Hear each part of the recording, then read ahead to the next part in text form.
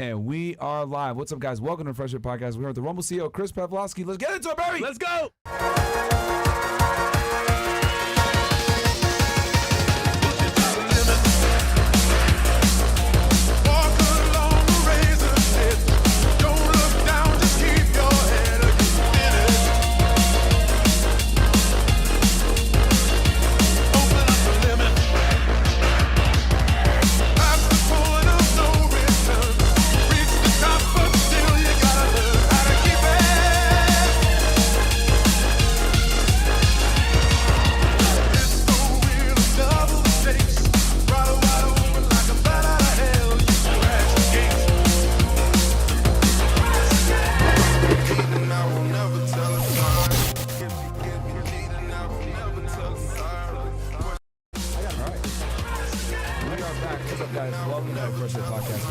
Sorry, guys, we're just handling a quick little audio thing real fast. I think we're good on our end. Hold on 1 second, guys.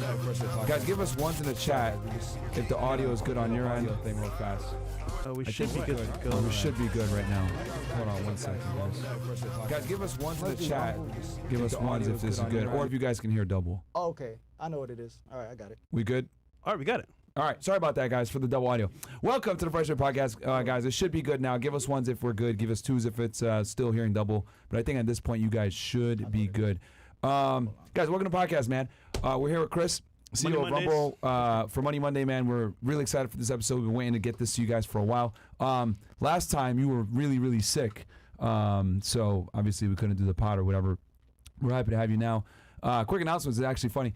The top of the line, guys, rumble.com/FreshandFit. As you guys know, that's where to find us. If we ever get canceled or whatever it may be, that's the home base for us. CastleClub.tv as well, man. Check us out over there. So, you know, if the Matrix attacks or whatever, you guys will know exactly where to find us, man. The home of free speech, rumble.com/FreshandFit, CastleClub.tv. And we got to say, man, without further ado, welcome to the podcast, Chris Pavlovski from Rumble, the CEO. Oh, there's another double for y'all. So happy to be here. You know, like the last time you were mentioning, I don't know what happened. I got smoked from who knows what. I had like the flu, and it just took me out for like a week. Yeah. So happy to finally be here. Sorry I couldn't make it the last time. Nah, no worries, man. We're here now, so let's go. And special mention, when we were down and out, we were having rough times with different platforms, trying to figure things out. Rumble came to our rescue. So without Chris, this would not be possible, even the podcast itself. Yeah, I wouldn't have Fresh&Fit really if it wasn't for Rumble, man. So shout out to Chris and Rumble's, standby and creators. And we'll definitely talk about that a little bit more. Yeah. But Chris, for the audience, man, can you introduce yourself to them real quick? We know who you are, but they might not. Can you please introduce yourself to them? Yeah, you bet. So I'm Chris Pavlovski. I'm founder and CEO of Rumble. That's me. So how'd you get started in tech? Obviously, you're wildly successful. You've been able to build a great platform that's rivaling, juggernauts in the field like a YouTube and Twitch, etc. How'd you get your start in tech? Yeah, so I've been in this for over 2 decades. I was building websites out of my parents' basement. I started, I guess, in high school. That was the age where I kind of really started dabbling in the internet, and then. It was like, it's actually a funny story because in 2004 or 2005, one of my good friends from high school, this is post high school now, sends me a link to a website. And at this time, I'm running like funny video websites. And he was running like actually one of the largest video websites on the internet called Zippy Videos at the time.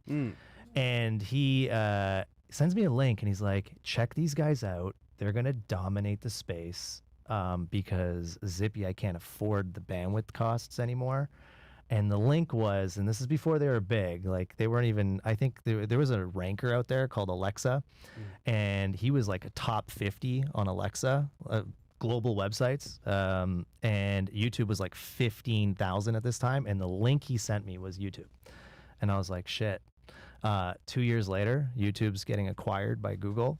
And they end up sucking up all the oxygen in the room as Google started integrating them into their search engine and the mobile phones after that, and ended up kind of dominating, not kind of, but dominating the video space post acquisition of when Google bought them. You saw Dailymotion, Meta Cafe, you saw live video, Zippy videos. They all basically, Break.com, they all kind of ceased to exist. And was this like in the mid 2000s? This is 2007 to 2010. Yeah. Everyone kind of went belly up in the video space, and YouTube just took over the whole space, like inside and out. They monopolized the whole thing, and they became the only real viable online video platform.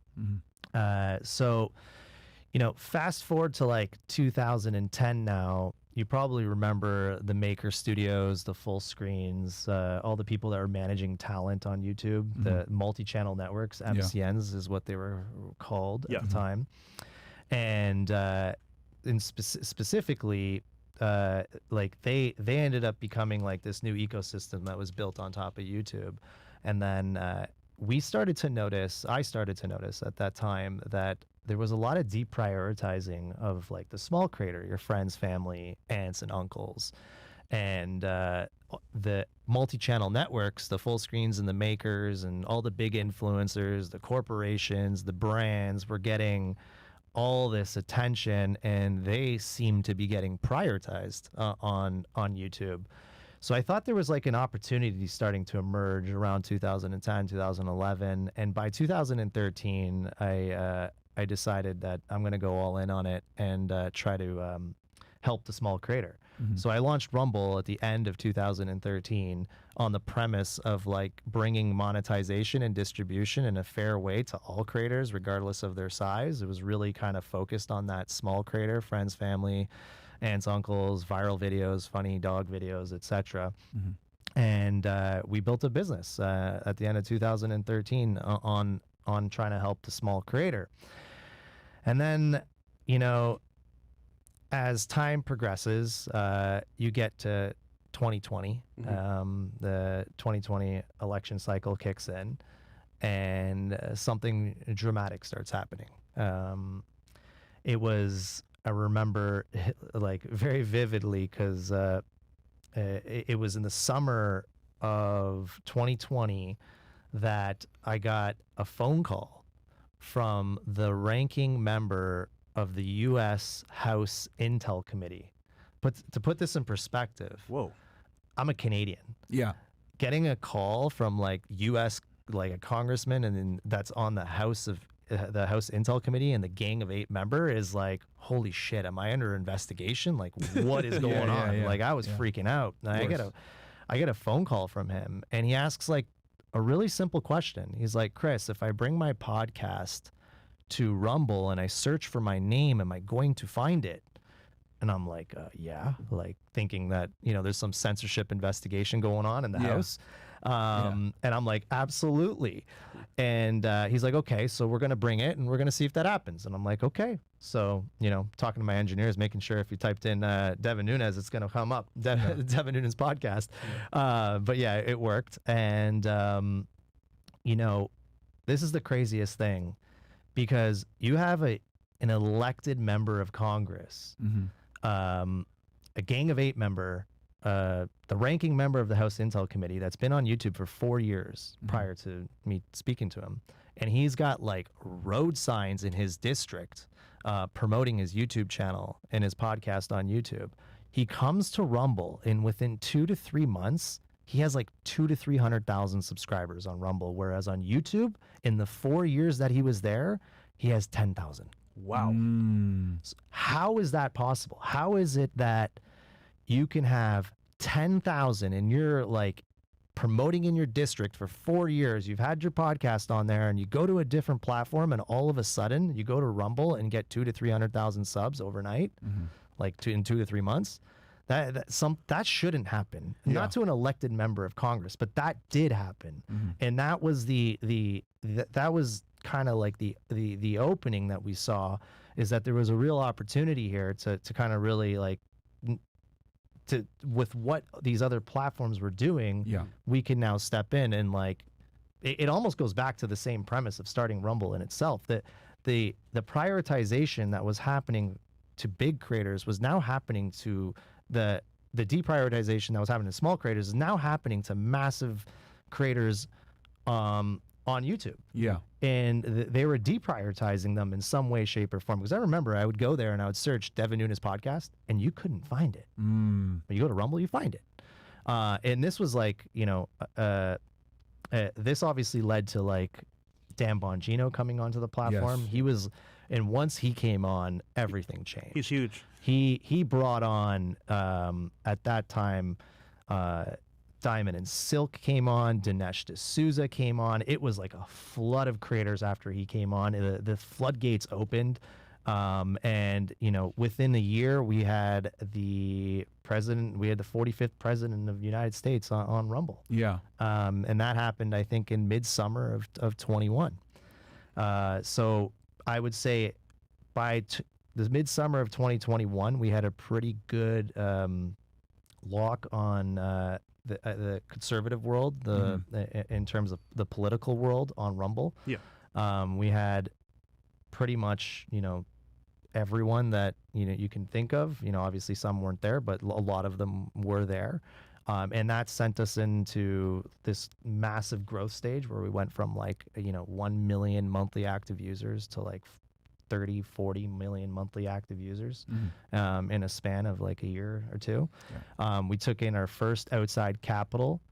We raised money from JD Vance's Narya Capital, Peter Thiel, and Colt Ventures, and even Vivek Ramaswamy was in that first round that we... Shout out to him. Yeah. That we A lot of did. people don't know he was kind of one of the early investors in it. Yeah. And that was in mid 2021, May, I would say, April, May-ish time period. And then, fast forward to 2022, we end up going public in September of 2022 and a multi-billion-dollar market cap valuation. And that brings us to where we are today, here in the Fresh and Fit podcast studios. Let's stock fucking is go, going up baby. too as well. I gotta ask you this, Chris, because I noticed this when Elon Musk did an interview, and he said one of the first things he noticed when he took over X was that there was a considerable amount of censorship on conservative creators versus liberal creators, and that's just on X, where you're texting things.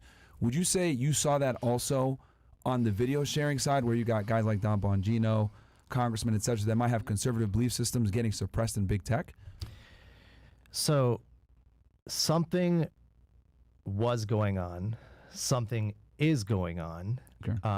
I don't operate these other companies. I can't speak to what they're doing, but I can tell you what I observe and the anecdotes that I see.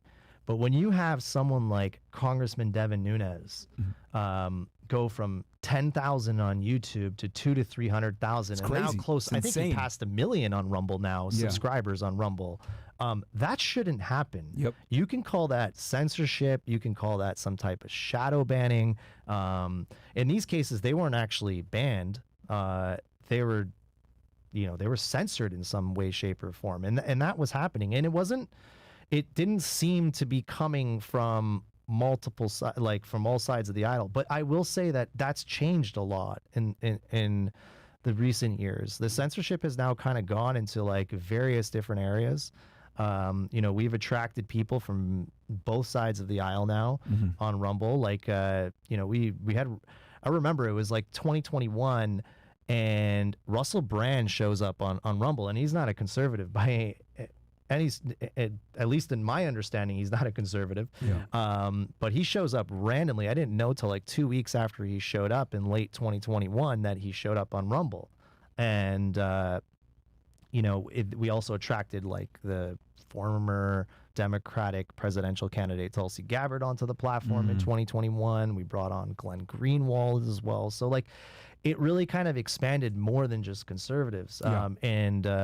Today it's far more now. Now we have, Robert F. Kennedy Jr. on the platform, also using our cloud as well. It's really, we're really kind of in all areas with content in all areas now. And, but yeah, to answer your question, something was going on and probably still is going on, if I had to guess. Yeah. When it comes to censorship and political candidates, etc. And I actually think something worse will happen this time around. So in 2020 and 2021, we saw a litany of bannings happen. Yep. Due to COVID, etc. J6, all that. Yeah, all different types of reasons. They found a reason to ban a lot of people. I think the new type of censorship is going to be far more intelligent, and I'm already seeing a lot of signs of it. Yep. It's not banning someone is like super obvious. You can see it, you can feel it, you know it's there, and you can fight against that. You know, people will scream like, and they'll that word will spread. But when you're shadow banned in an intelligent way, where let's say AI gets involved, and you know your content's coming and showing up to your loyal users, but not showing up to the users outside of that loyal base, now that's getting intelligent, and you don't know you're banned. You don't know you're shadow banned. I think that's the next iteration of censorship. I think it's already starting to happen on platforms. Yeah. Just my 2 cents. I think it's going to be an incredibly intelligent censorship operation in the next few years. I think the banning, they learned a lesson, and because, you know, in a lot of ways, it opened up opportunities for other companies. Alternative platforms. Like now you're seeing a whole economy emerge, like, and now they're like changing their rules. YouTube's like, okay, we can talk about elections again. Yeah. So like they're clearly adapting, and they're I do think a lot of these platforms are going to be participating in some really intelligent style censorship that we can't see or very easily detect, and it's going to be all done through AI and technology. Interesting. I would argue it's happening right now. Wink, wink.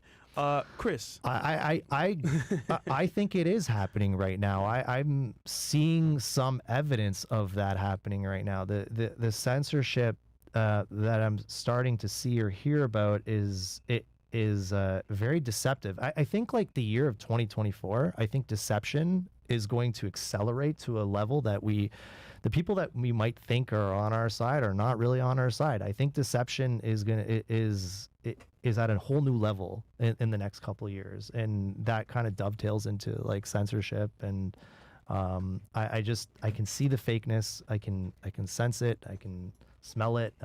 It's there, but it's just very hard for people to see. I think the idea of the Trojan horse is very relevant in today's current climate. But Chris, the word free speech is thrown around a lot, from different platforms, different people. What's your definition of free speech? It's a good question. So I particularly don't use the word free speech. I'm from Canada. I use the word freedom of expression, which is it's in the UN Declaration of Human Rights, Article 19. It's a human right that you have the ability to speak freely. Free speech, freedom of expression. To me, it's the same thing. But online, there are like gates that you have to abide by. Anyone that's claiming they're free speech absolutist online is not being authentic. You cannot be. To the definition of what we understand a free speech absolutist is. Like, and it bothers me when I hear people say like, I'm a free speech absolutist, and then the next thing you see is there's a compliance with the government or whatever, and it's just nonsense. It's not real. Right. So like, it's hard to say that Rumble is like a free speech absolutist platform. It's not, because there's guardrails that force us not to be, and that comes into the whole technology ecosystem. Like, Rumble is the tip of spear, in my opinion, in terms of mass size. That's pushing and tilting the system back into place to the way we understood the internet to be. We're the tip of the spear. I really believe that. And we do things that other platforms don't, even when they, claim that they're free speech. And I'm not sitting here and claiming Rumble is a free speech absolutist platform. It can't be, because of the app stores. The app stores are guardrails. Yeah. If we want to reach the mass market, you have to abide by the app stores. Yeah. Period. So that's like one major guardrail. The other guardrail for other companies, which we do not have, and it's very unique to us in this system, is the cloud. Parler. We all know Parler. They got shut down after January 6th, based on the premise that, you know, a lot of things were organized from Parler. But the facts of the matter is Facebook and other platforms participated far more than Parler, Yep. but they didn't get deplatformed like Parler did. So they got like treated very unfairly in that situation. And the guardrail there was obviously the app stores were one problem, but the more important problem for them, the one that turned the lights out, the one that put them basically out of business from our perspective, is Amazon, AWS. They shut off the lights. They didn't know where to put the website. They couldn't find a host. They couldn't find a cloud provider. Yeah. This was like a major wake-up call for us at the time, because at the time, Rumble was running on bare metal. It wasn't using any of the incumbent cloud platforms, but it was running on bare metal. And bare metal is great because you're leasing servers, and you're kind of building on top of it, but it's not good enough. And I'll tell you guys a story that, you know, no one knows, and I'll tell it today. All right. Exclusive. Yeah, a little exclusive here for the Fresh and Fit pod. But like, we were on bare metal, and that was good at the time. It was enough to sustain us through a period where, you know, no incumbent cloud platform can knock us out. You know, we're distributed with multiple companies, multiple server companies, and we were able to survive on that basis at that point in time. But it became really apparent for us that that wasn't good enough, and that we needed to invest, we needed to get investment, and we needed to invest heavily in building our own cloud. And not only did I see it as existential for Rumble, I know it's existential. I'll give you this example that I've never told.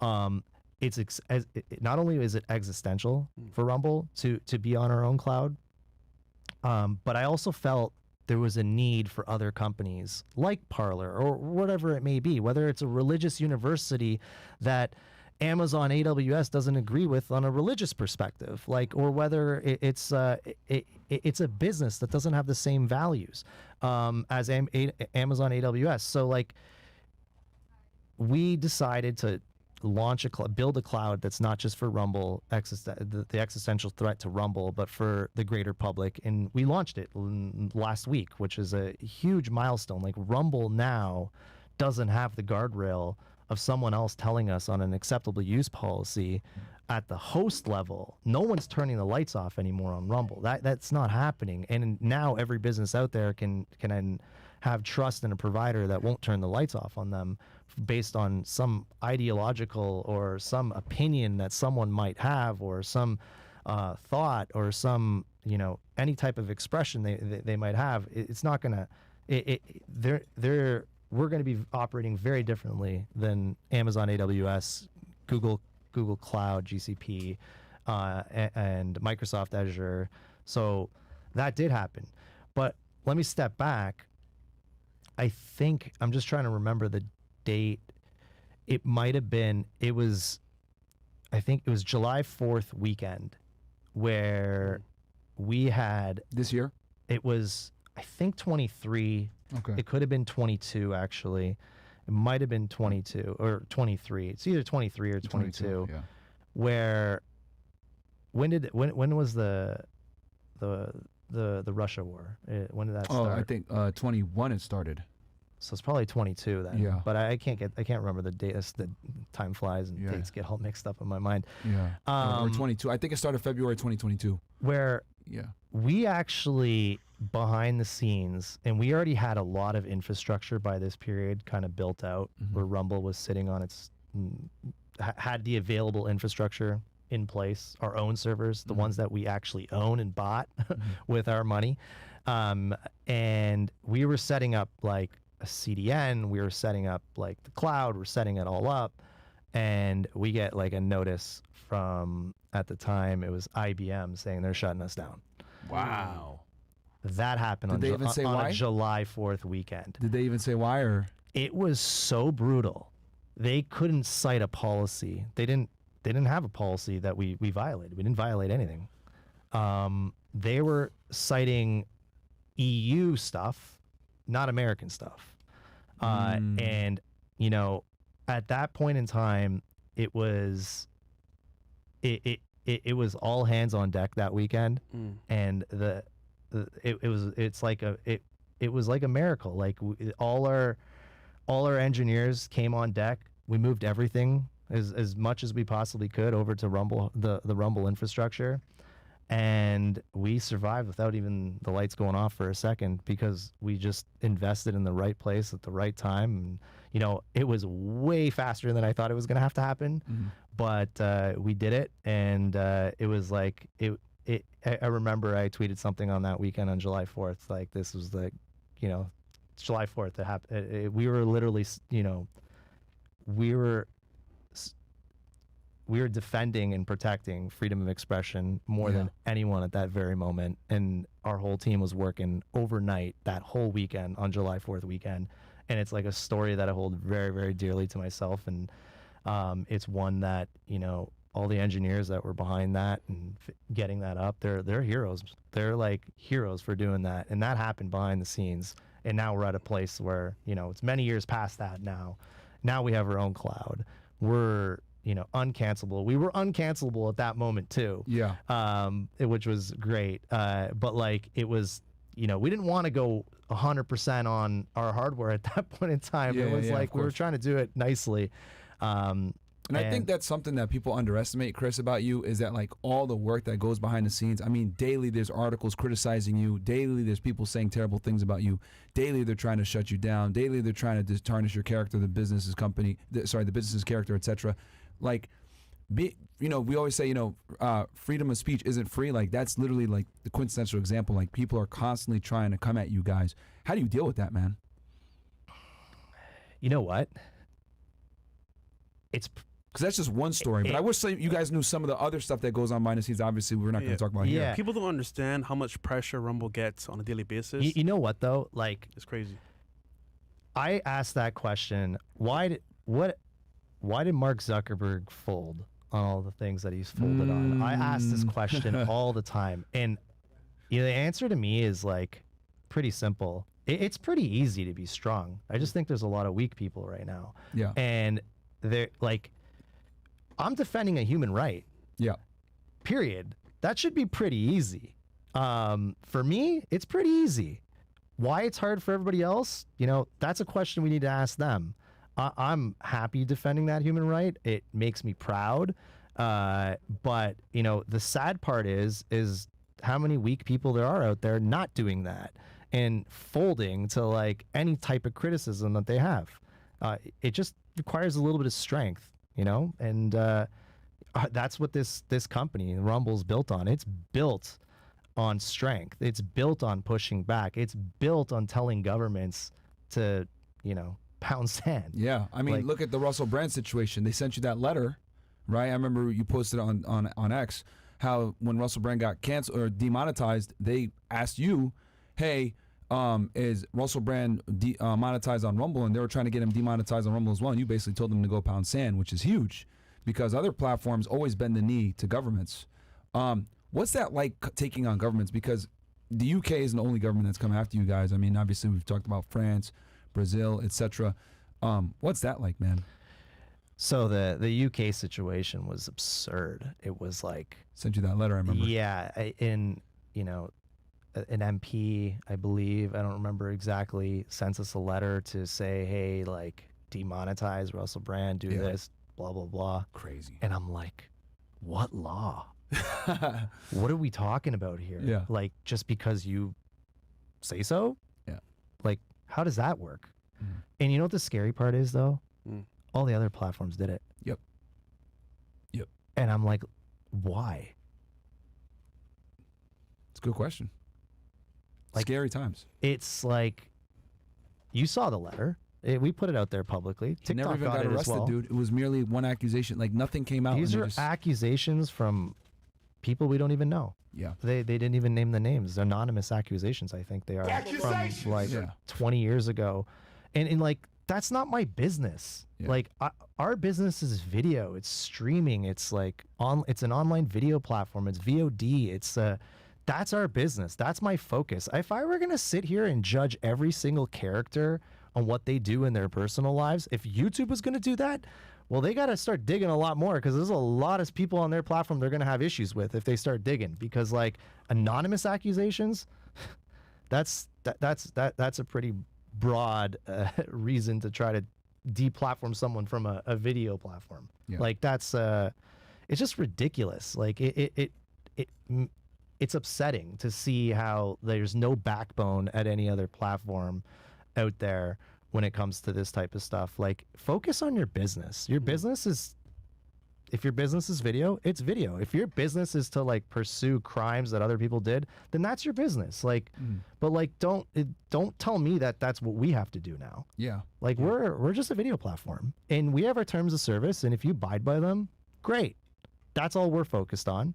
But if he doesn't, you know, if someone does something that's illegal in society and does something wrong, that's society's judicial process to take care of that. That's not Rumble's process. That's not Rumble's obligation. Yeah. We're just a video platform. Leave us alone. We just want to operate a great video platform. Now, Chris, there are creators that do cross the line sometimes, a little bit too far, you would say, on some platforms. How does Rumble handle that? For example, they cross the line where it's like maybe inciting violence or something. Violence, or maybe even like corn, you know? Yeah. So, you know, obviously we have a terms of service.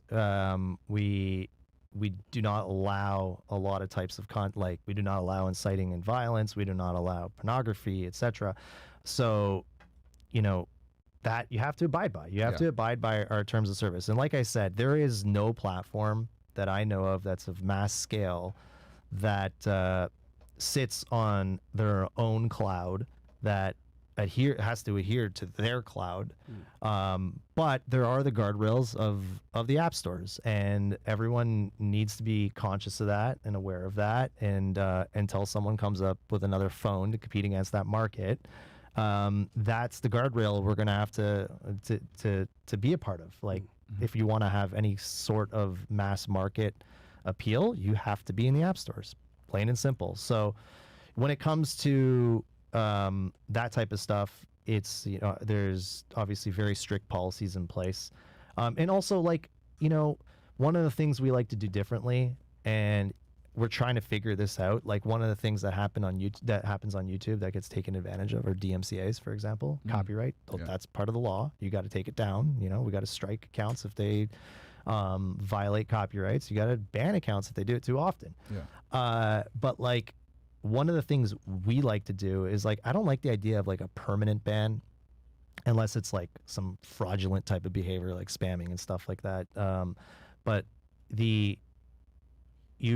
when it comes to like copyrights, you want to kind of reach out to the creator, give them the option rather than strike them, but give them the option, give them a window to take it down. It might have to be fast because, you know, there's liability there, but like, kind of work with the creator in a different way than the other platforms have to kind of like help them, you know, get into policy and not violate and not ruin their whole businesses and livelihoods because they made a mistake they were unaware of.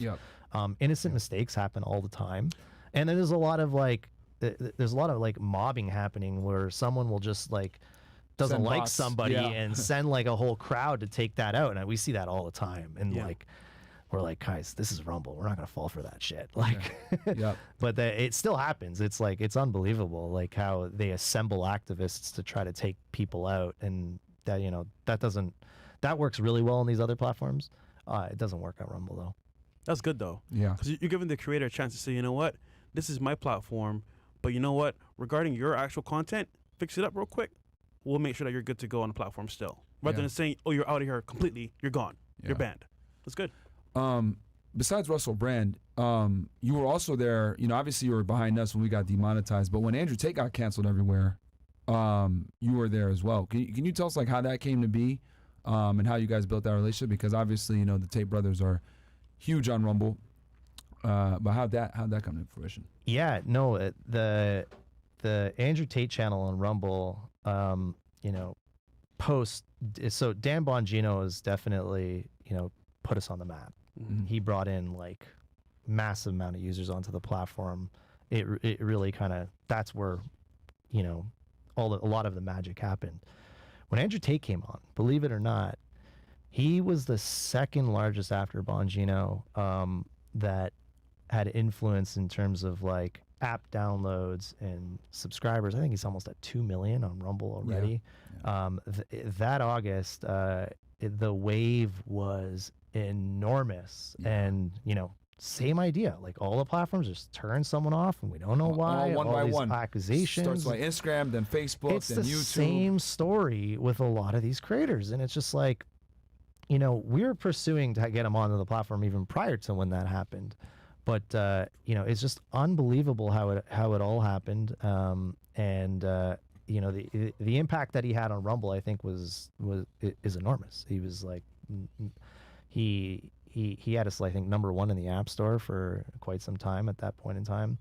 And that was when Rumble needed a lot of work. Our UI was, I think a lot of people still remember us from that era, which is now, 2 years ago almost. So, a lot of people remember us from that era where we didn't have product teams. We were a small company, just raised money for the first time ever. Remember in 21, when Peter came in, that was the first time I raised money. Wow. For this company. In 2013, I went to everyone. I actually went to one of Peter Thiel's venture capitalist firms and pitched them. And like everyone thought, like, you're crazy competing against YouTube. What are you thinking? And by 2021, like that was our first investment from Peter, JD, Vivek, Colt, etc. We didn't have the best UI, we didn't have the best software. We had a lot of improvements to make, and I think we made a ton of progress. And you guys have seen it. You guys are like going through the pains with us. And people don't understand something when it comes to Rumble. We're not just building software on top of Amazon's technology, their cloud, or even their live streaming software. We're actually building software that sits on top of our hardware, where we're plugging in the wires ourselves, and we got to make all this stuff work. Exactly. Like there's so many things happening here, and that's why we're uncancelable. But like, and that's the benefit of it. But like, we have so much more work to do because of what we stand for and what we do in this world, that it's not as quick as some people like it to be. But I think now the velocity with the teams we have in place is increased dramatically. And I think we're at a point right now where we're ahead on features now than some other platforms.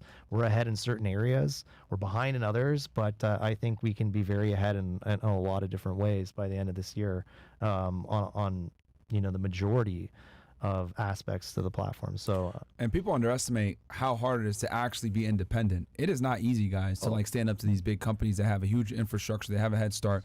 They have Google behind them, etc. So for you guys to be able to build up your own infrastructure, it's going to take some time.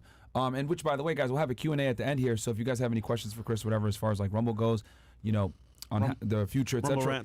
Q&A, we will go ahead and answer those questions for you. We got y'all.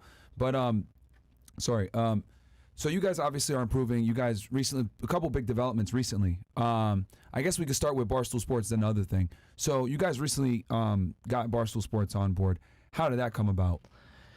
Yeah, that's huge a pickup. Yeah, it was a big pickup for us.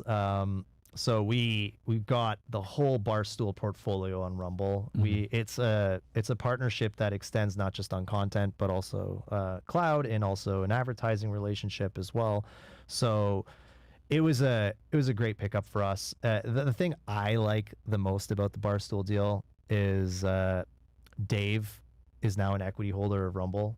He didn't come for the purpose of only taking cash. He wanted mostly equity, and he took mostly equity, and that's exciting to me to have like a partner that really wants to get behind this business and help it a lot. I just did a pizza review with him a couple of weeks ago.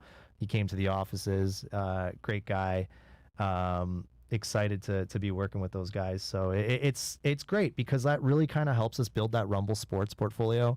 We have the UFC in Canada, so you can actually do pay-per-view in Canada for the UFC on Rumble.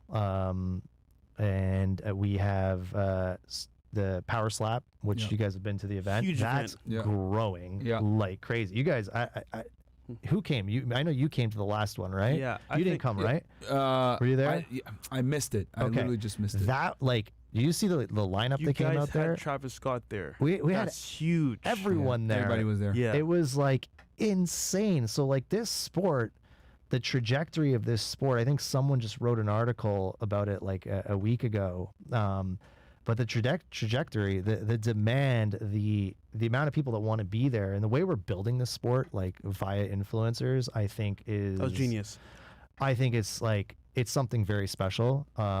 And Rumble's got the exclusive distribution rights to that, which is like a big deal for us. We also have Street League skateboarding. We have the exclusive rights to all of that. You know, you wouldn't picture Rumble as being the place for skateboarding, but it is.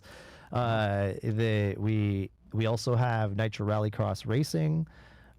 We got Bare Knuckle Fighting Championships on Rumble. We have a lot of stuff, and then we added Barstool to, you know, we're really kind of pushing that sports category in a way that, you know, in the last year that has become like the main category of investment for Rumble. And it's helped us broaden our audience and about change the perspective of the platform. WWE.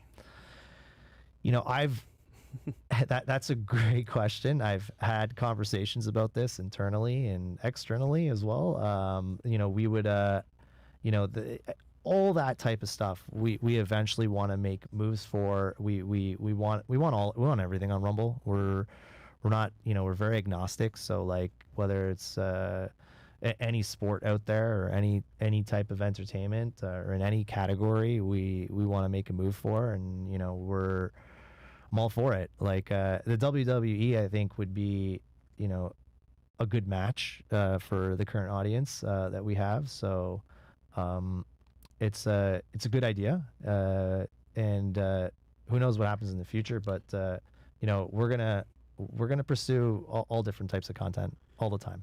I can say this with all authority and I want to say grace. When I was at the Power Slap event, yo, the anticipation waiting for that slap to happen to somebody is incredible. So quiet. You're on your seat like, is he gonna get knocked out? It's so crazy, bro. But tell the Power Slap and Dana White, really good. So you guys got Barstool. You know, obviously the app is improving. The whole experience that you guys launched, Rumble Studio as well, the cloud. There's also some new developments recently that came out like literally less than a week ago with TikTok. Can you tell us what's going on with that? Give the people kind of an overview of what's going on with TikTok and how Rumble is adapting to it. Yeah. So I'll step back in terms of like. We got the clips too. If you want me to play that first. Sure. Yeah. You want to play that first? Yeah, a bill's being passed, right? Yeah. We can show it real fast and then I guess you can comment on it. Is this from Fox News, if I'm not mistaken, right? Yeah, both of them. All right, we're gonna share a screen with y'all real fast because this is some big stuff right here. There are many U.S. platforms to tap, and believe me, the conversation's going on every morning since this bill got momentum in the House. From 7 a.m. to 10 o'clock, I'm on the phone. Think about this. Where do you serve it from? Well, we've got something like a Rumble here domestically that serves up podcast videos in a higher definition, in longer form. They could serve up TikTok. We could move a lot of it onto there. There's all kinds of players you got to put together. I'm going to be in that mix, Stuart. I love this deal. It's hairy, it's scary, but it's got huge value. And then there's another one, right? Yeah, there you go. Last week, we were filled with conversation about TikTok and what should happen. The House passed it in quite a bipartisan fashion. This now goes over to the Senate. And then over the weekend, we hear this, that there are rumored ByteDance buyers that are putting themselves together. We have Steve Mnuchin, might be familiar to everyone, former Treasury Secretary under President Trump. We have Kevin O'Leary, of course, you know him. Bobby Kotick, he's a former Activision CEO. And then someone I don't know, Chris Pavlovski of Rumble. So there You don't know is Chris? a potential buyer. Would that be a good solution for everybody so that it's sold off and everybody gets to keep using the app? I think it would be a good solution. Right now, TikTok to me is a national security threat. Why? Because it's under the control of the Chinese Communist Party. That's the threat component of it when we have 170 million Americans whose information is under that same control. So they can use it to spy on us. You know how people get very mad when we hear of a spy balloon going overhead, or from us in the West where you see that China is buying farmland, ranch land near military installations. This is much, much worse in terms of what they're trying to do. I met with the CEO of TikTok last week. He was in Washington, and I said, look, the problem is not TikTok itself, it's the problem of the ownership. And if we can find a group like we have here, I think it would make the solution better. Continue with TikTok, but not controlled by the Chinese Communist Party. We'll see how that goes. Boom. Wow. All right. Yeah, man, if you could comment on that a little bit. That's big news. W Rumble. Yeah. Yeah, so we put a letter out there that we expressed interest in TikTok. The way I see it right now, this has to go through multiple iterations. The House just passed the bill, and then the Senate has to pass it, and then I think Biden said that he would sign it if the Senate passes it. Yeah.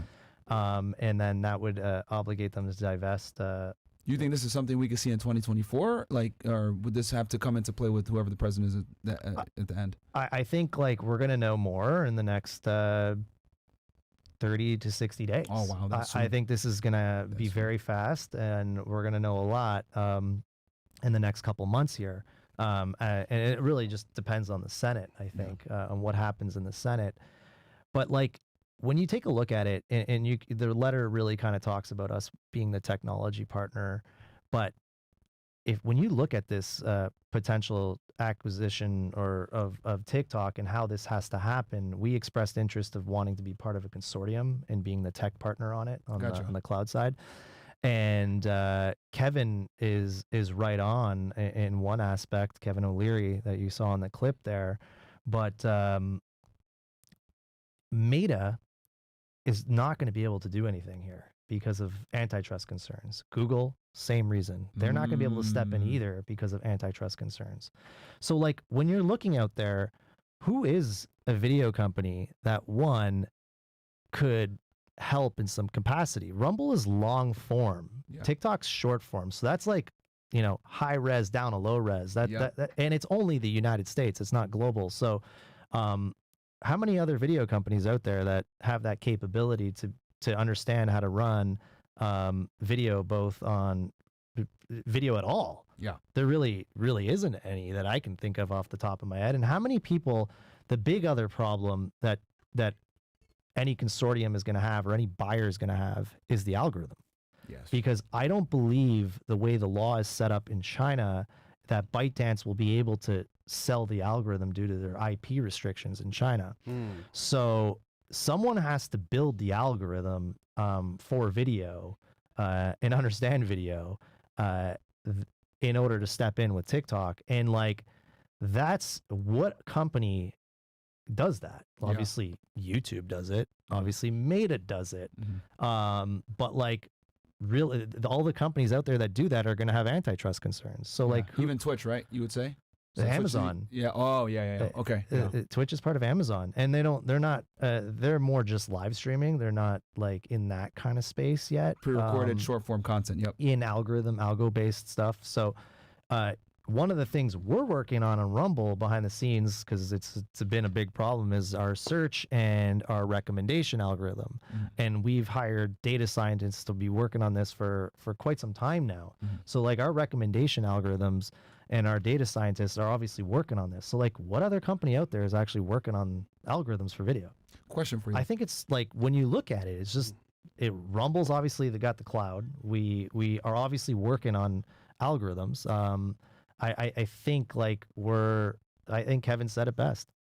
I got a question. If you guys were to acquire TikTok, would you guys acquire it intact the way it is, or would you guys have to change the name? Would you guys have to change a substantial amount of data behind it? How much would you guys have to change when you acquire, or could you guys keep it fairly similar to what it is now?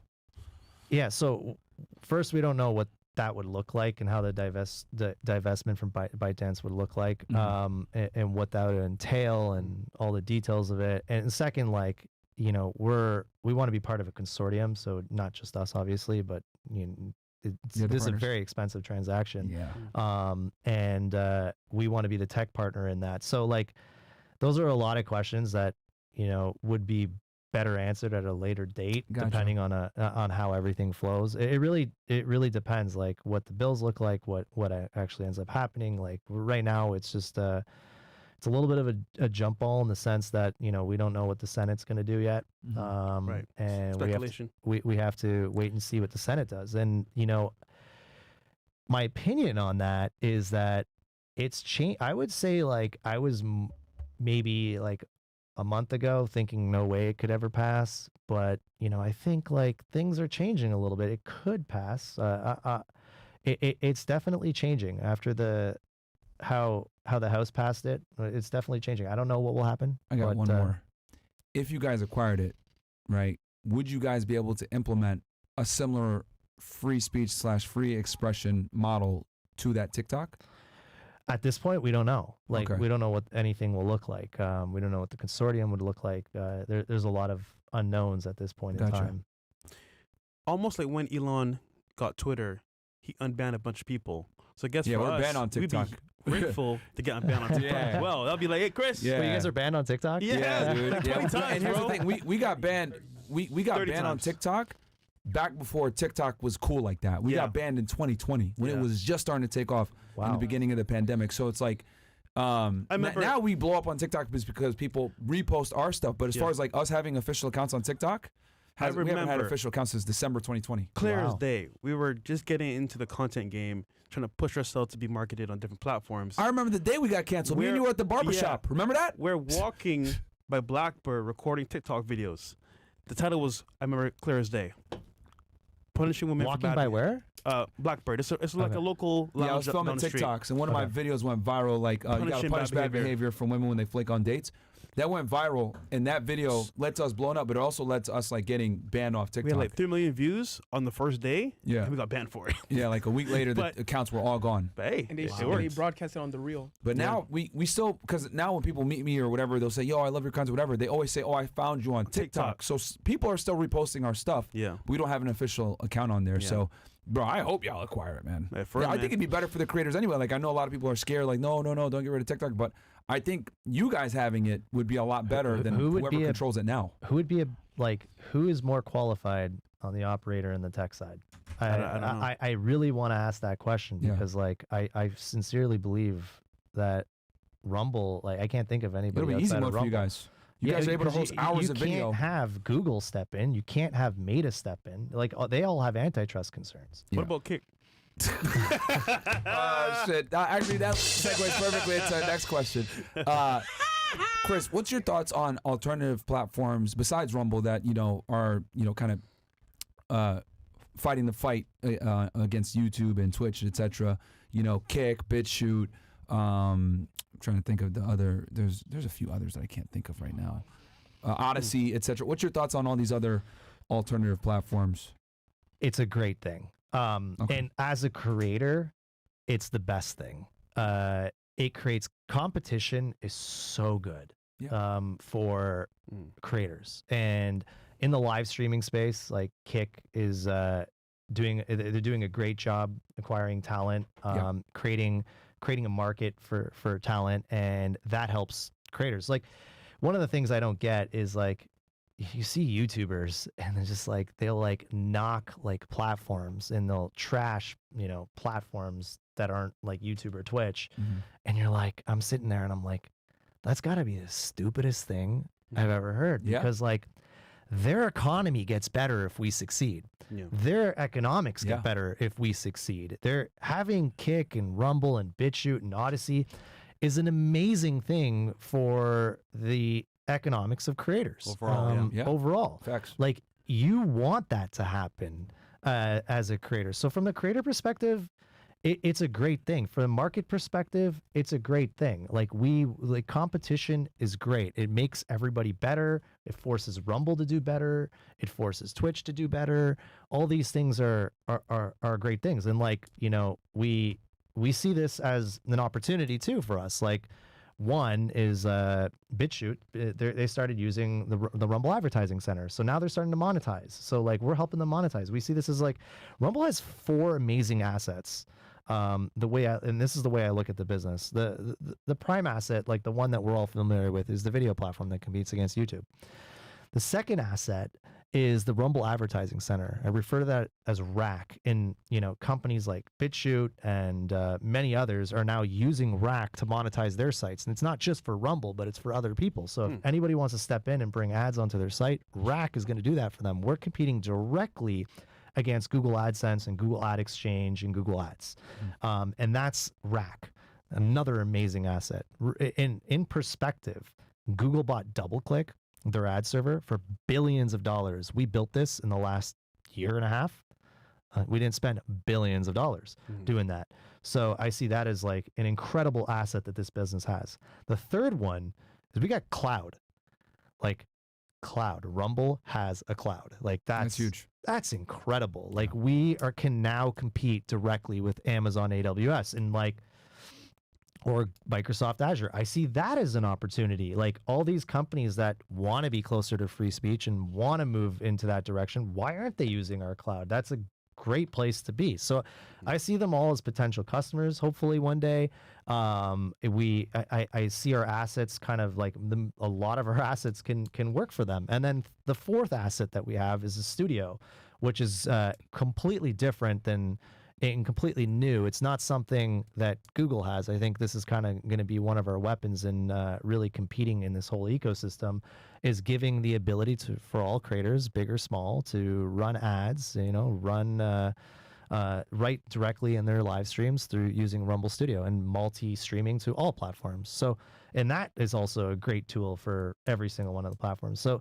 for us, I see the whole market as an opportunity, and I don't see any single one as a negative. I see it as a positive, especially a positive for the creator community. Yeah. And that's great. Like we have lots of opportunity with all these companies, and I want to tap into that. Yeah.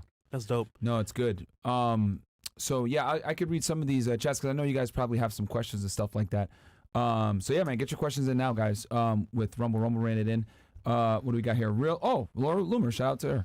She goes, Chris, thank you for all you do for free speech. Why do you think the media always simps for Elon Musk instead of giving you more credit? That's a damn good question. And who is behind the Media Matters hit pieces against you? Ooh. Yeah. Well, Elon Musk is Elon Musk. He's one of the richest men in the world. So obviously, I mean, we could pull up that article real quick, real fast. I mean, people don't know, but you do it pretty well yourself. It says here, 1.8 bill. Pretty damn good, man. Hey, Chris, we're friends, right? We're friends, right, bro? Okay. And that's from Bloomberg, so. Yeah, no, Elon's Elon. He's he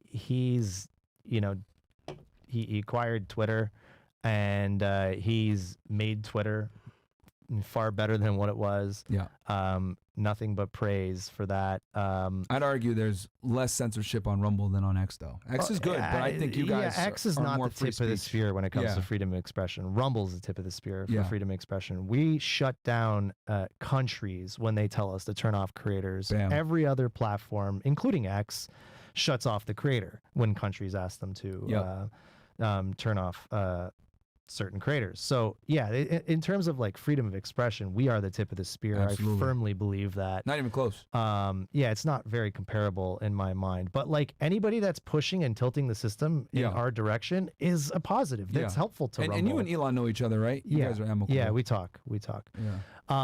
So it's a positive. It's a net positive for the community. It's a net positive for freedom of expression, and that's a great thing. I'm all for that. And the second part of the question. Yeah, let's pull that back up.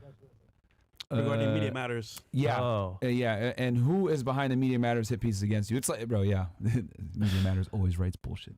Yeah, that's I have some theories about this. I think it's like a web of organizations that a lot of dark money. I don't quite know that well. I think Laura probably knows better than I do when it comes to that. She's really tapped in on understanding that web. For me, it's like unraveling that has been something we've been trying to do and trying to figure out, because like it's so ridiculous what they do. Yeah. They will sit on our pages and refresh a page on a video that they deem inappropriate and try to find an ad and like try to destroy the reputation when doing that. It is like Elon's suing them, isn't he? yeah, he's suing them for that exact reason, Yeah, and that's why he's we suing have them. the same evidence with Media Matters with when it comes to that of them doing that. Like they literally had an account on Rumble. We know which one is theirs. We saw how many times they refreshed the page. It's like Caught a red-handed. Caught in 4K. it's so like it's so absurd. Like the agenda is like obviously to distort and like hurt us, and it's upsetting to see that because like I never thought 10 years ago, you know, I was always suspicious of a lot of stuff, but like I never thought it was this corrupt. You can see it now. It's I'm just my fear is the corruption is going to get a lot smarter, and a lot of people aren't seeing shit anymore. I feel like in the last year people think it's getting better, but really it's like I think people are getting they're getting tricked in a lot of ways. This is election year, right? What do you predict is going to happen with creators that are pushing certain ideas and ideologies? Like I said, I think the censorship's going to get extremely intelligent. More subtle than before. You're not going to know what's happening. I think this is going to be a whole different animal this year in terms of censorship. And many people, unless you're really tapped in and really understand, you're not going to see it and you're not going to understand it. And you're not going to know who the authentic person is and who's not. I think there's going to be a lot of tricks. I think there already are. And, you know, unless you're really tapped in and you know, it's going to be very difficult it's so difficult. I think the people that do know don't even know. I think like it's going to be that difficult. But AI is like dangerous. AI is so interesting. Like I've been really, really exploring and trying to understand it. And like in so many ways, it's like so scary. What the capabilities are here and how fast it's moving, and it's like that's a rabbit hole that can get pretty scary once you go down it. Okay. We got here, who's up next? Yo, big shout out to Chris, bro. No other CEO of a platform is doing this with its creators other than Elon, but Rumble is on its way to be a massive 100. Thanks for this platform. Finally, a sane human being running a site. Absolutely, man. Wait a minute, Chris. Are you the first billionaire on the show? I just thought about it. Are you the first billionaire on the show? Right? Yeah. Oh, Because I don't know if Grant Cardone and them count because they control real estate that they allegedly is worth that much. But as far as like being liquided, yeah. I think you're the first one, I bro. don't even know if these articles are real that you guys are putting up. Smart man. Hey, man. Fight for free speech, man. Let's He's fucking humble, go. he's humble. I like You it. gotta be humble. careful when you're reading mainstream media. Yeah. right? He's So humble. I like it. corporate media is not the place I get my information from. Kim Pop says, Chris is the new David and Big Tech is the new Goliath. We'll be praying for you, Wumble. Yeah, shout out to you, bro. All right. What else do we got here? Noam Billy. Chris, I love what you're doing with Rumble. I love for what it stands for, but when are you going to fix locals chat? WFNF, WB Balls, Chris Pavlovski. And yeah, shout out to Dave Rubin, actually, by the way, when you talk about He locals. clarifies it later. Castle But Club. yeah, so they're asking about that. He What's he's gonna the clarify issue it with later. locals chat? He's going to clarify it in another chat. Oh, he's going to clarify in another Okay, chat? great. I would love to know. To clarify, locals live chat doesn't refresh on Android app and on PC. I have to close the entire app on phone and back out on PC out order to get the newest comments on live chat and the constant buffering that happens during a live. I will escalate that immediately. Bam. There you go, my friend. Just like that. So shout out to you, Noam. Guys, get your questions in now because you got the man in the house. So anything that you guys think would, improve the user experience or whatever, Chris is really open to constructive criticism. I mean, at the end of the day, man, we're here to take over. So I told you guys before, Rumble's here to stay.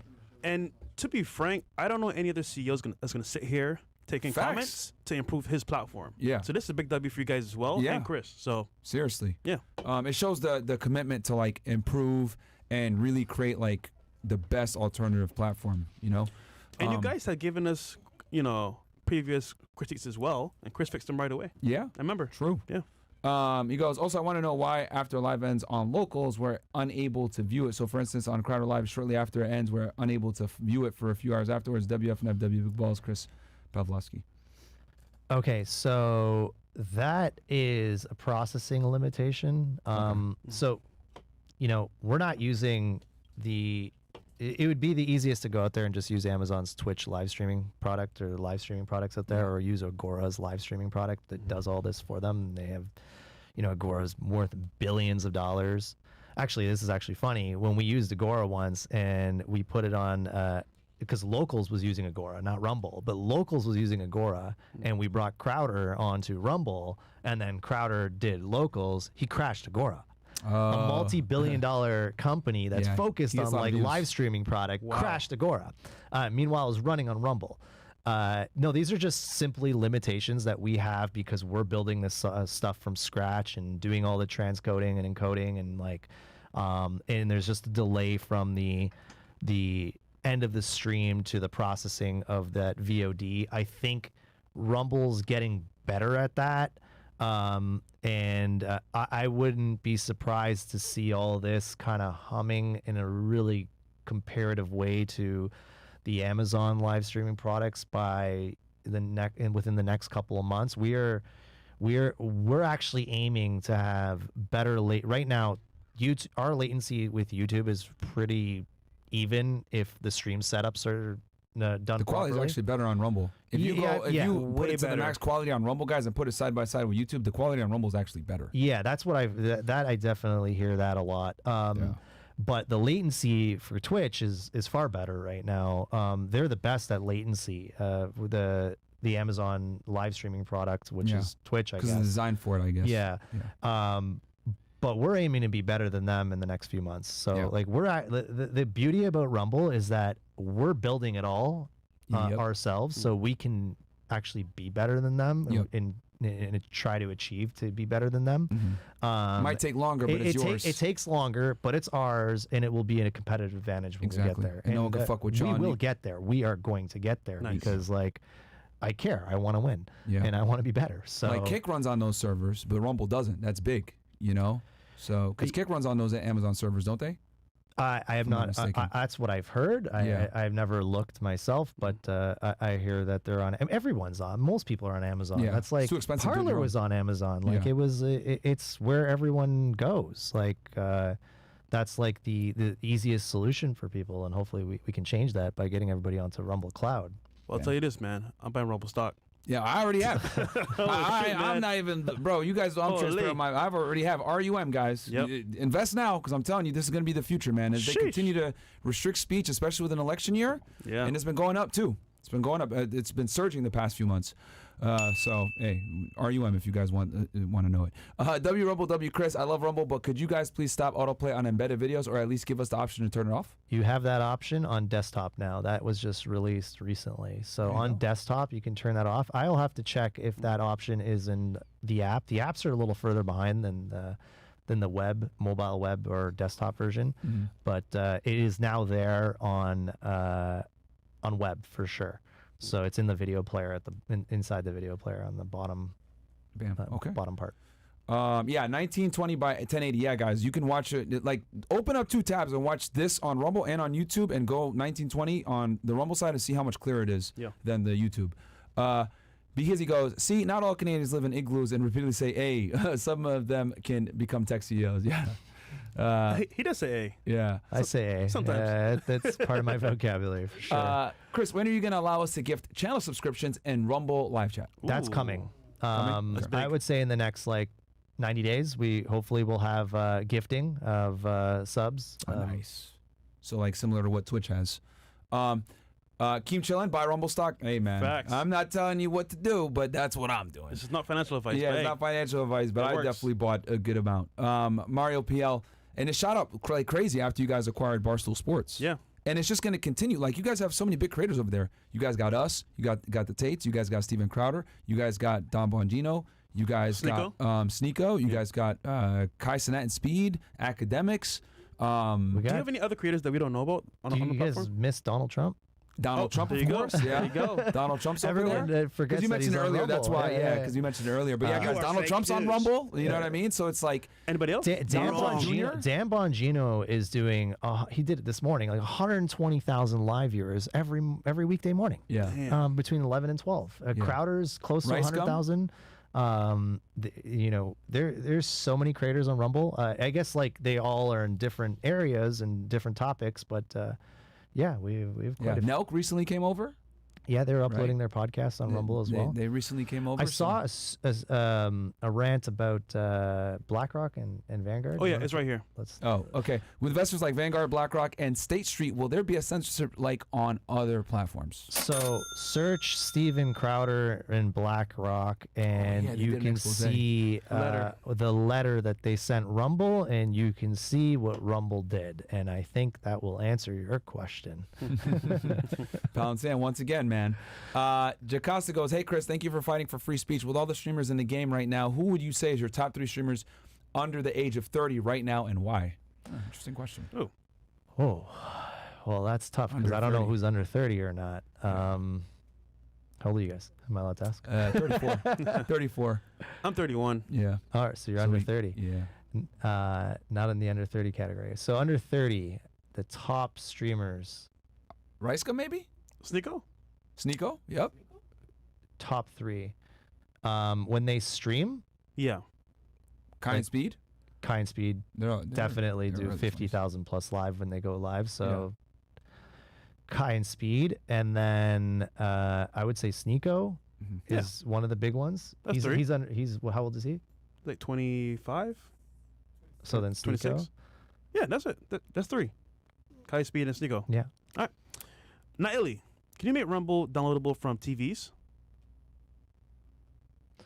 Downloadable from TVs? Can you watch it on TVs? Absolutely. We have apps on Roku. We have apps on Samsung, Apple TV. What am I forgetting? Fire TV, Android TV, LG TV. So you can watch these shows on your big screens. You can set up your accounts and have all your channels show there. You can replace that. Replace your basic cable subscriptions with Rumble. We'd love that, obviously. Watch the Fresh and Fit pod, right? It's coming soon, guys. Coming soon. It's really important, though. That you guys all download the app and sub to the Fresh and Fit pod, because that's the way that you as creators grow. We're actually finding that when you sub only on web, they don't get hit with notifications when you go live. So when you sub on app and you download the app and you sub to your channel, that's how you get the notifications. So just make sure that's set. But yeah, we're on all the TVs, the most of them anyways. You can download the Rumble app there and watch us up there. But in order to know when your favorite streamers or your favorite content is going live, you need to sub to them on your mobile app. Bam. What else do we got here? Question for Chris. What type of cyber attack is Rumble experiencing? A lot of people are complaining. Maybe you can clear some of it up so people can understand what's going on. Thanks, Rick. Okay, this is a great question because we are sometime in December.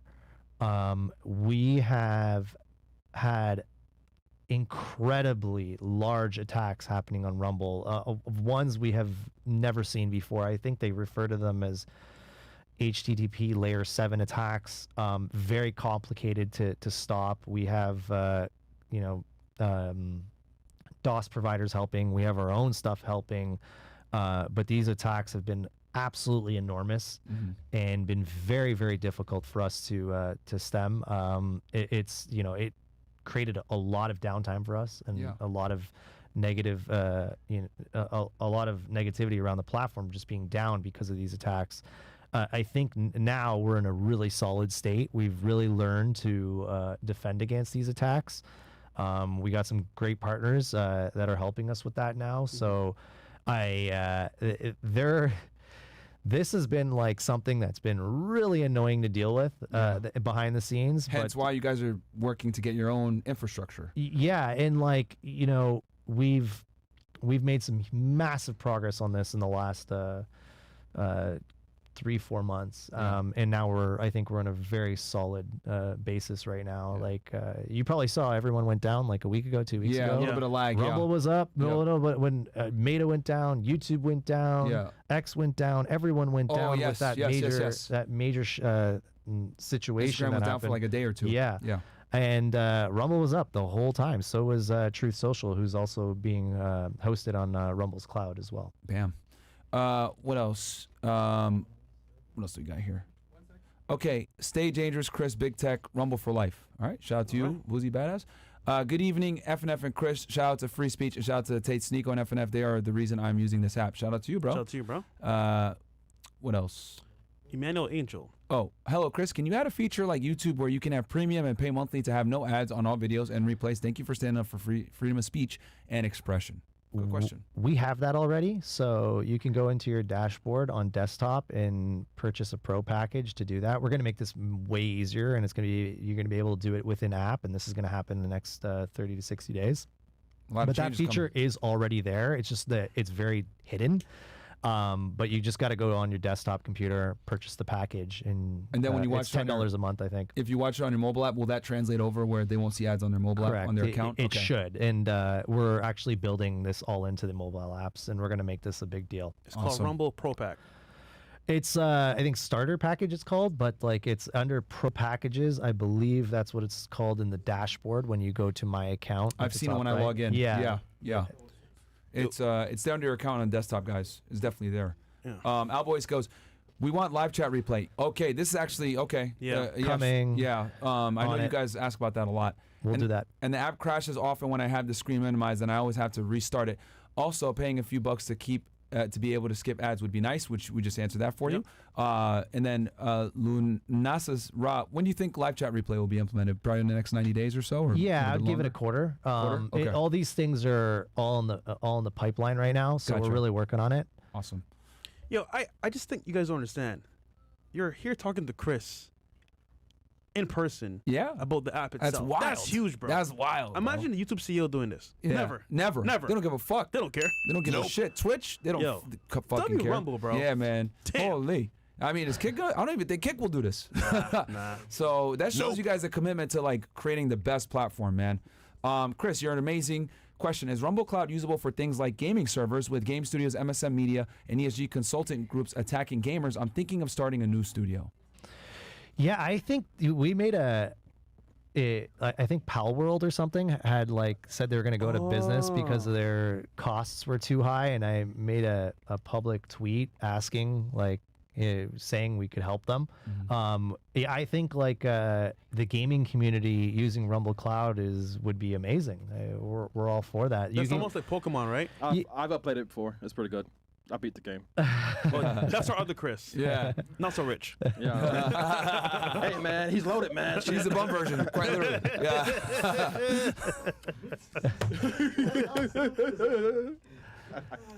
Fresh&Fit, let's go. This is too hilarious. Okay, well, Sorry about that, Chris. What were you saying? So rumble.cloud, you can go there. You can check out the packages we have in terms of the VMs and see if it would work for your needs. But we'd love to tap into that industry. I think that'll, if we could get the gaming industry on Rumble Cloud, that's going to be huge. I actually think I'm the on their cloud. gaming. There's two things. Toxic gaming. I'm going to be top gamer for Rumble, man. Nah, We're not bringing you, bro. Toxic Gaming back. What? No, not you, bro.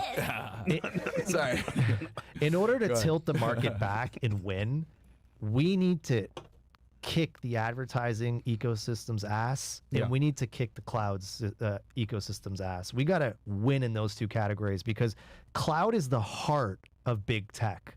That we are taking the fight directly in their house right now by having cloud. That is their profit center. That's where they make a ton of money, and they get to dictate a lot of things that happen on the internet. The free flow of information starts at the cloud because everyone can hop on a browser and find a site and get their information. But if it's all hosted on the cloud, they can prevent that free flow of information. So having a new highway in that side of the world, having the Rumble Cloud is huge. A massive asset that can really push back. And obviously the advertising ecosystem is massive, and I think we can do some serious damage on that side of the business as well. Yeah. Wow. Gaming is gaming combined to all other forms of entertainment is number one. It beats movies, TV, sports. It beats everything combined. Gaming. It's a huge industry, guys. What else do we got here? YouTube bot, $50. Okay, shout out to you, bro. Ortiz goes, Chris, can you address why 70% of your market cap is owned by insiders, and of the 30% that actually out to the public, 5% is owned by Vanguard and 1.2% by both BlackRock and Straight Street, respectively? I'm not sure those percentages are correct. I've seen some stuff online that is not correct, and I don't know. whether those percentages are correct. But like, yes, one thing that is correct is that the majority of ownership is insiders. I have 85% voting control in Damn. Rumble, so roughly 85% voting control at Rumble. And I am the single largest stockholder in Rumble. And then, one of my good friends that I've known for a very long time is the second largest stockholder. And then the third largest is another good friend of mine. And then even Dan Bongino is a very large stockholder of Rumble. Nice. But the public amount, the shares, like the insiders have like a huge portion in the majority of the shares, and we're all like super passionate individuals in what we're doing, and really believe in the mission. Like myself, obviously Dan, everyone. I mean, the proof's in the pudding. How many countries have come after you and said, "Yo, you need to cancel this person"? You guys said go pound sand, or how many hit pieces does Media Matters make? Trying to say that you guys incite XYZ. Like, you guys are really committed to the mission, right? It's like you guys are standing up to freaking governments. Oh, we do. Yeah. Multiple. France, Brazil, UK. Brazil. We shut those countries off. Yeah. Because they asked us to shut off a creator. Yep. Name another large platform that has ever walked away from a country based on the principles, based on a human right. I don't know any. Because I get a lot of questions from you guys from France saying, "Yo, why isn't Rumble in France?" No, you know guys, why. Now you guys know why. They basically wanted someone in Brazil too. They wanted someone canceled. Rumble said, "No, we're not going to do it," and they basically turned the country off, guys. We stuck up for a creator than complying with the government. Imagine that. Crazy. It's like, I can't believe it's sad that we're there, but and it sucks that we're the only one that does that. Like, it would be so great if like Elon would come in and do the same thing. It would be so great if Meta did the same thing. It would, like, I would love that kind of support, and that would really tilt the system back. Is if like you create like a wall of platforms to fight back against this like ridiculous censorship that's happening around the world. Yeah, it really opens your eyes of how amazing America really is, because this does not. We don't have this luxury in a lot of countries of the world that we do here. That First Amendment is like so incredible. And a lot of people will have it in their Bill of Rights, like Canada and all these other places, but like if you don't have a judicial system and you can't uphold that Constitution, that's a problem. And in America, we are really, it's really fortunate that we have a country that really upholds this human right. Bam. And guys, we're gonna go 50 and up here because obviously Chris is a busy man. He's got money to make and creators to save and promoting free speech. Hardy Ways says, is there any way that you can implement different price levels for memberships on local, similar to Patreon? Remember, FNF used to have different membership levels when they were on Patreon. Okay, so for locals, that's what they're asking. That's a good question. I don't know the answer to that. I think you could. I think, but I'm not going to say for certain because I don't know specifically if you can do that or not. Okay. What else? Okay, can you make Rumble available for consoles, PlayStation, Xbox, for example? Xbox is coming. Okay. All right. Majiko goes, Chris, love the platform growth and offerings in cloud studio video ads. With TikTok short form could come into play. Any roadmap to go into tweet or forum space like Reddit or True Social? Interesting. No, not at all. I think we have the 4 categories. I can add a 5th category in what we're kind of exploring, but it kind of really dovetails into studio. So cloud, video platform, advertising ecosystem, and then studio, which is going to bring in ads. And one of the things we're doing is we're trying to bring in our own products. So like, for example, if brands don't want to touch you, run Rumble Coffee. Yeah, right here. Stuff like that. So we want to make sure it's actually pretty good. Coffee, like this, I actually really like this coffee. I bought a coffee maker just for it. We had some in Romania with the Tates. It was great. Yeah, really good. It's legit. It's actually legit. It's high quality stuff. I love it. But like what we want to do is we want to have like a set of different products so that creators can generate revenue, because there's a lot of creators that advertisers don't want to touch at all, and that creates an issue, and it's gotten so stupid, the reasons why, that like if you want to promote Rumble Coffee, it'll be as an option in the Rumble Studio and That's you can awesome, generate man. revenue. So we want to have a product line. We don't just want coffee. We're looking at exploring and like various different products. So you can call that like a fifth pillar. That's so but important, that's though. really just supporting the Rumble Advertising Center and the studio. So it kind of fits into one of those. I think for a creator, if you're not able to get sponsorship from other brands, Yeah. then guess what? Rumble says, here's some products you can use in your platform to help us, you know, generate money, which is pretty good. Yeah, I mean, what other platform is going to do that, guys? You know, How about whiskey? this guy. Yeah, you want some whiskey. Rum? How about rum? Yeah, rum. That's what Chris wants. Possible. Fat Olive Essie goes, Chris, thank you for giving us a partner program, only investing channel on Rumble that looks at fundamentals. Question: when do you see Rum to be net income positive and cash flow positive? So these are like forward-looking statements. We're a public company. I can't get into answering any forward-looking type stuff when it comes to Fair enough. financials of Rumble. No worries. That's for the CFO.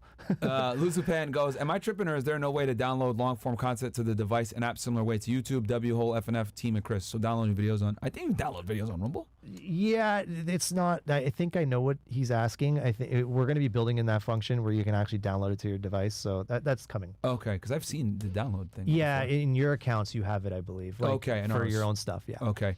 Punch TV says, what is the future of the gaming community on Rumble? Good question, bro. Hey, like I said, Mentioned it. we want to be in all categories of content. We don't want to be one specific thing. We don't want to be just politics. We don't want to be just sports. We want to kind of have all the communities on Rumble. I think it just comes down to building an amazing product and getting a better product out there, and that's what we're going to do. Like I said, latency is a big thing that we need to fix, and our goal is to be better than any other platform out there when it comes to latency.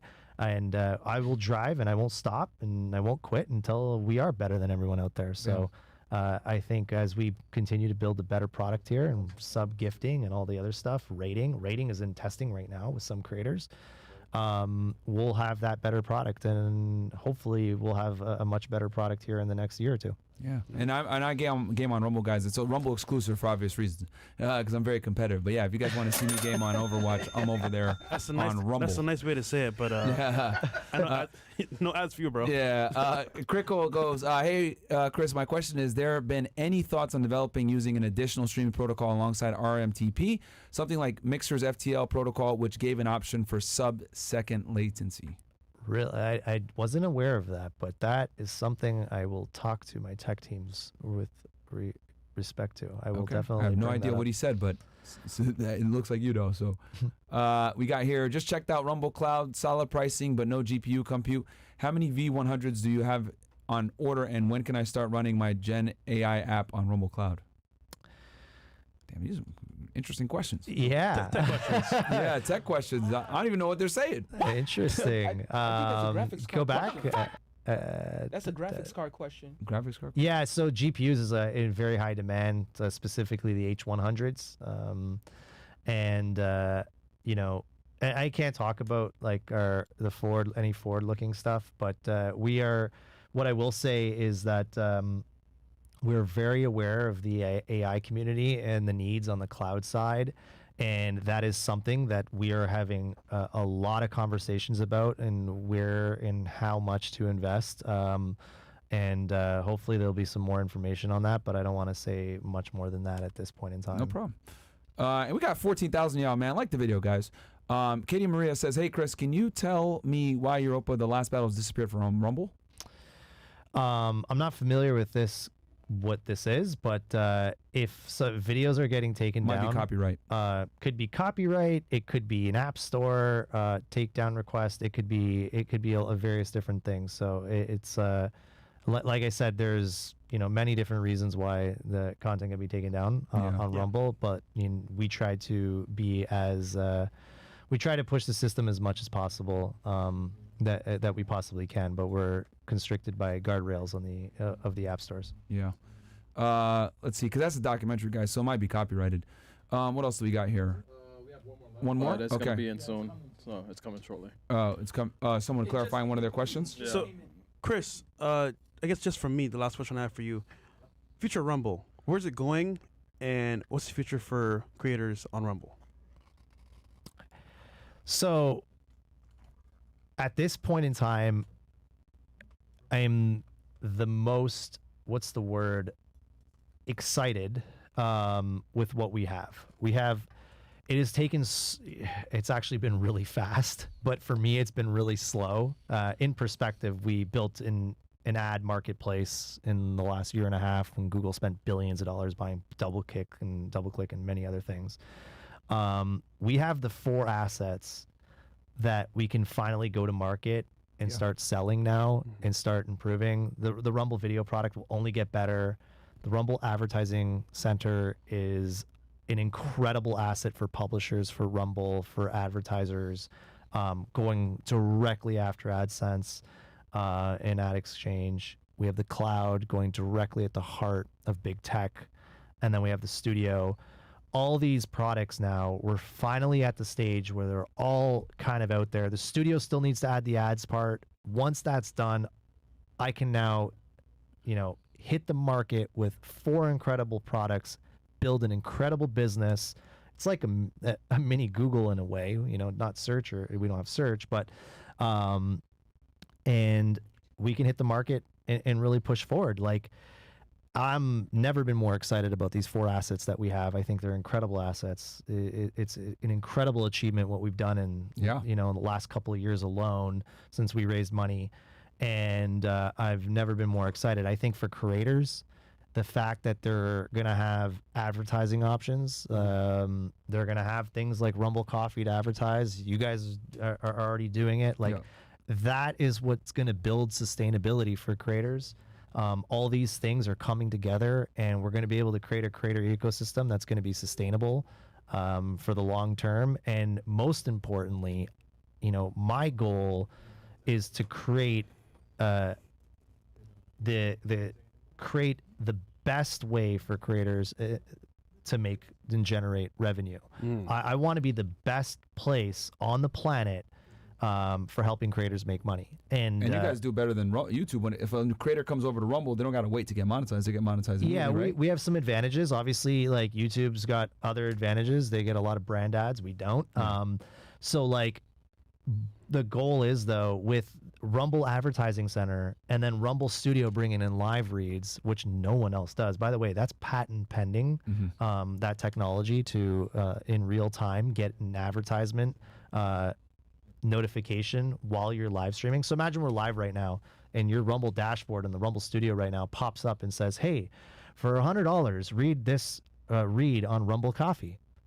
You read it, $100 goes into your account. Oh, wow. That's what this is going to do. This is patent pending right now. That's awesome. This is a whole new mousetrap for generating revenue for creators that no one else has out there.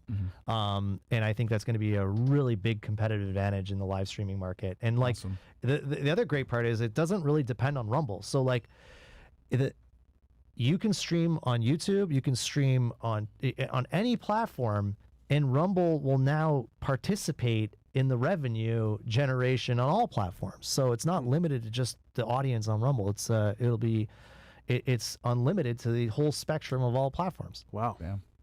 No, that's great stuff, man. As you guys can see, a lot of big things coming for Rumble. Did that thing come in, guys, or we can close out? Okay, last one here, guys. Boozy Badass says, Chris, bring in brand dangerous perfume and cologne. We want to work with Fresh and Fitted. Okay. Never heard of it, but okay.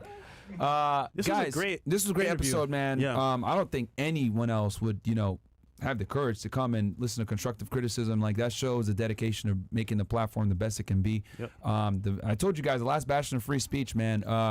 Chris, thanks for coming on the pod, bro. I'll give you the last word. No, thank you. You guys are a powerful force on Rumble. I would say one of the larger shows. You guys pull in some incredible numbers. We're so happy to have you guys. I love seeing these Rumble absolutely, you know it, man. Little trophies on the table here. What you guys have done and helping Rumble has been phenomenal. I just want to say a big thank you to you and your community out there. Having the patience they've had with a lot of stuff that we needed to improve on over the years. So I can't thank you guys enough. It's what you guys and your community is what makes us better. And I can't thank you guys enough. Thank you so much, man. Thanks for coming, bro. Yeah, shout out to Chris. He's the CEO of Rumble Man. Shout out to Rumble Man. Guys, we'll be back with some lovely ladies. Yep. In a little bit, man, because the show doesn't end. We love y'all. Peace. Peace. I ran so far away.